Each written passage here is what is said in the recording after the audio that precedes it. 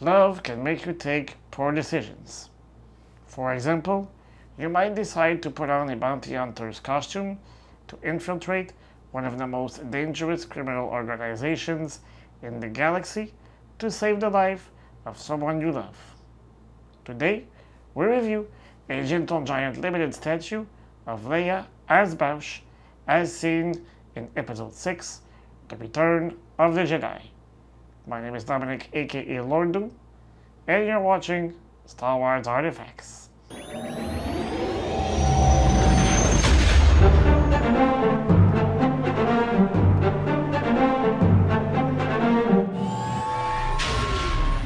This statue is part of the premiere collection from Diamond Select Toys. It was released in 2023, the year of the Return of the Jedi's 40th anniversary.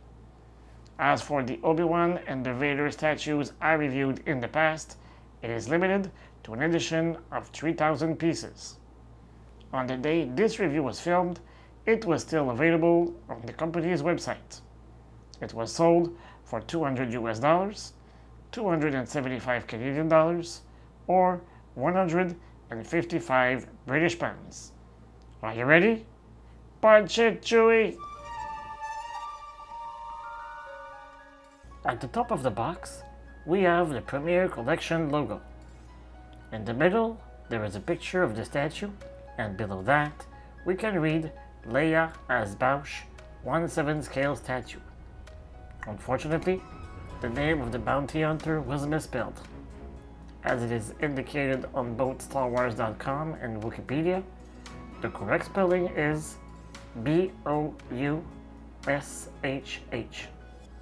On the sides, there are two images of the statue taken from different angles. On the back, there is a close-up of the statue. Below it, there is a little paragraph that goes like this. Princess Leia Organa was one of the greatest leaders of the Rebel Alliance, fearless on the battlefield and dedicated to ending the Empire's tyranny. Daughter of Padme Amidala and Anakin Skywalker, and with a soft spot for scoundrels, Leia ranked among the galaxy's great heroes. Before we take a closer look at the statue, don't forget to subscribe to the channel, hit the notification bell, and smash that like button to help us continue our work. You can also follow us on the main social media at SW Artefacts. Where we reach 2,000 subscribers on the YouTube channel, 2 of you will get the chance to win one of those 2 Legends in 3 Dimensions half-scale busts offered by Gentle Giant Ltd. As it is the case for statues from the Premiere Collection, it is made of resin. It is 10 inches tall, or 11.5 inches if we include the lens. The base has a width of 5 inches and a depth of 3.5 inches. It weighs about 2.5 pounds. The statue comes in 7 separate pieces. The base, the body, 1 left arm, 2 right arms, and 2 head options. The assembly is not very complicated and is pretty much the same as other statues. You simply need to align the 2 pegs located below the statue's right foot with the holes on the base. Then, you need to choose which accessories you would like to use. They will hold in place thanks to magnets. If you decide to go with the Boushh helmet, there is only 1 right arm option because the other arm is holding the helmet. The latter is very well sculpted and it even features some weathering marks. I was pleasantly surprised to see the number of details on it. It featured a speech scrambler, a head bracket equipped with a Vision Plus scanner, and a built-in targeting laser. In her left hand, she is holding a long lance tipped with a shock blade. If the midsection does not feature any details, the 2 extremities are at the complete opposite. As for the right hand, it is holding a thermal detonator which allows us to recreate the scene where the bounty hunter confronts Jabba the Hutt. Both hands are covered by gauntlets decorated with 8 spikes in the shape of a triangle. Her body is covered with a plain beige tunic. On her shoulders, there are 2 leather-like brown portions. In the middle, there is a gribbly that serves as a comlink according to the Rebel Legion website. On her right shoulder, there is a very detailed bandolier that attaches to a utility belt. Below that, there is a second belt. On her back, there are 2 canisters of which I do not know the usage.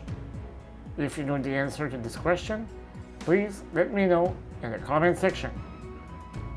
We can also see a beige cape, and its texture makes it look very real. Some paint was applied to make it look as if it was dirty. Her pants are dirty and worn out. The uniform is completed by a pair of well-detailed brown boots. It is possible to replace the helmet by Leia's face without having to change the right arm. However, we can remove the arm holding the thermal detonator to replace it with the one holding the helmet. Leia's face isn't perfect, but I think it looks way better than the ones of some characters I reviewed in the past. The base is relatively simple and represents the rocky ground of planet Tatooine. Below it, you will find the copyright, the name of the manufacturer, and the location where it was made. You will also see the number of the piece. In this case, I have number 339. Unfortunately, the spelling mistake is also there. Each statue of the series is accompanied with a certificate of authenticity. On the certificate, we see once more the number of the piece as well as the error in the name of the character. The Leia as Boushh statue is a terrific piece. I really like the attention to details that was paid, especially when it comes to the helmet and the gribblies on her bandolier. As for the accessories, it all depends on the way you wish to display it. Next to characters such as Han and Chewie, we can use Leia's face. Next to bounty hunters, the option with the helmet and the thermal detonator might be a better fit. What do you think of this statue? Do you prefer the version with the helmet on or off? Let me know in the comment section. If you have a great time watching this video, please consider giving us a super thanks. This will allow us to continue offering you new content on a regular basis. I'll see you soon for another video, and until then, may the Force be with you, always.